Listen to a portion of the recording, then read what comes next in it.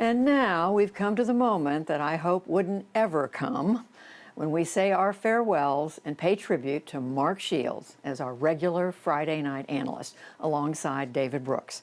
Before we hear from the two of them, we want to share with you a look back at Mark's remarkable run.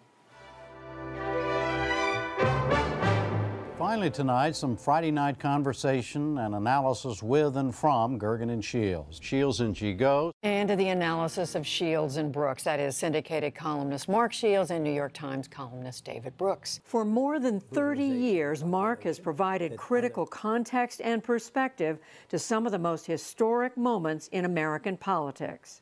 Impeachments. The attitude in the country remains that Bill Clinton lied. They don't want him to leave. War. War should not be the first resort. It has to be the last resort. He lit it up. White House firsts. This is a person of enormous talent. And the current president. Donald Trump is criminally uncurious. There from the beginning, his wife of 54 years, Ann Shields. Tell me what you remember about the early days of Mark doing the NewsHour. Whenever there was big political news, they would call Mark, and it just kind of migrated eventually to a Friday night regular venue. Mark liked it, and I think Lair liked it a lot, so that made it a go. As seen by the Gergen Shields 1988 Politics Observation Team. Mark became a weekly guest on the MacNeil-Lehrer NewsHour during the 1988 presidential election. He brought a wealth of experience on Democratic campaigns. In '68, Robert Kennedy. In '72, Edmund Muskie. And 4 years later, Mo Udall. It's the absolute authenticity of the guy. Mr. Shields. To our co-founder, Robin MacNeil, Mark embodied the goal of the program. Jim Lehrer and I set out to say, hey, talking heads are some of those valuable ways of human beings communicate, and why not make the most of it and get the best talking heads we can? And so Mark fitted perfectly into that. David is wrong in this one instance, and it's the first time tonight. He's challenged his conservative counterparts on the issues. My favorite moments in television have been Friday nights with Mark Shields. David Gergen was his first sparring partner, sharing the desk with Mark for 6 years. What is it about him that you think makes him different? He knows a heck of a lot more about politics than I do, but he had a humility about him as well as that Irish wit that just made him a great partner. Shooting something else in television, as you know, it can be a highly competitive field. And often you may be paired with somebody who you can't quite trust. You never know when you're going to get a knife in the back. I always knew with Mark, I could totally trust him. There have been heated moments. Mark and I went at it last week because we passionately disagree. Our current pair, Mark and David Brooks, were at odds on the war in Iraq. What are we going to do afterwards? Who's going to be with us?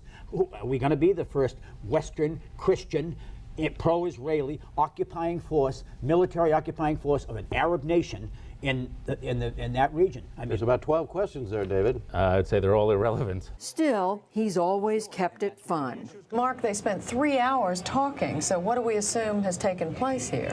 Well, we assume, I think, first of all, Judy, that this week will be a yawn.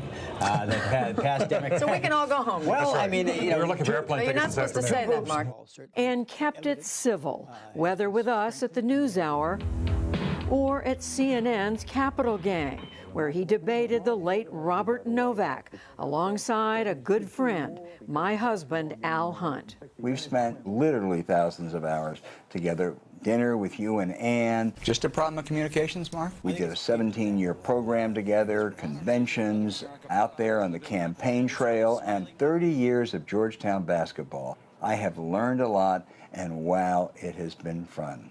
So it's hard to condense Mark Shields into one conversation, much less an answer, but you are such close friends with him.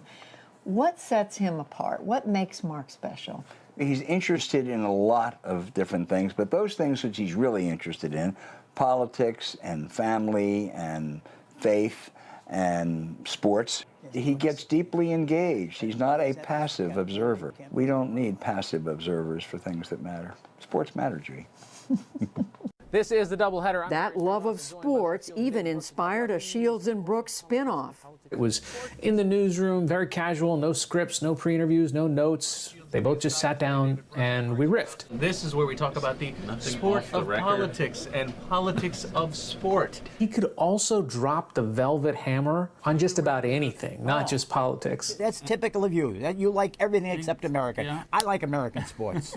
Basketball. He's become family to our newsroom. What was it like to work with Mark Shields? It must be heaven, is usually the comment that I got. And it was heaven. I'm not sure in the past 30 years that I've met a more gracious, kind person to work with. Even as a young green reporter, he really listened to what I had to say. He was so respectful, so interested in my take, and that really stood out to me. Mark always brings a great energy into the makeup room with him, and no matter what is going on with him, he always asks, "How are you?" And he means it. It's sincere, and it's earnest, and it's unselfish. He's a man of deep character and integrity, and I cherish our friendship. He is beloved by his current and former producers, even for his strict pre-show routine. There's a small audio booth down the hall from the studio and the control room. That's his office. That's where he sets up. You have to have the blue paper. You have to have the highlighters in various colors. I remember getting a call from him one day. Just a reminder, I like this on blue paper in this format, and please keep them stapled.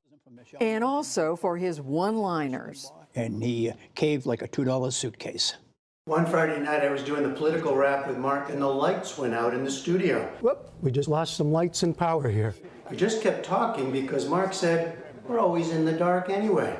It's a funny line, but not true. Mark Shields, at least, was never in the dark. A lot has changed in the last year as Shields and Brooks and the world have gone virtual. Mark, how's it going? Well, Judy, I'm rereading Tolstoy for the third time, and no, I'm not. Through it all, he's been with us, guiding us through an election like no other in our lifetimes. There is no more fundamental right than the right to vote, but the right to vote means nothing unless it's counted.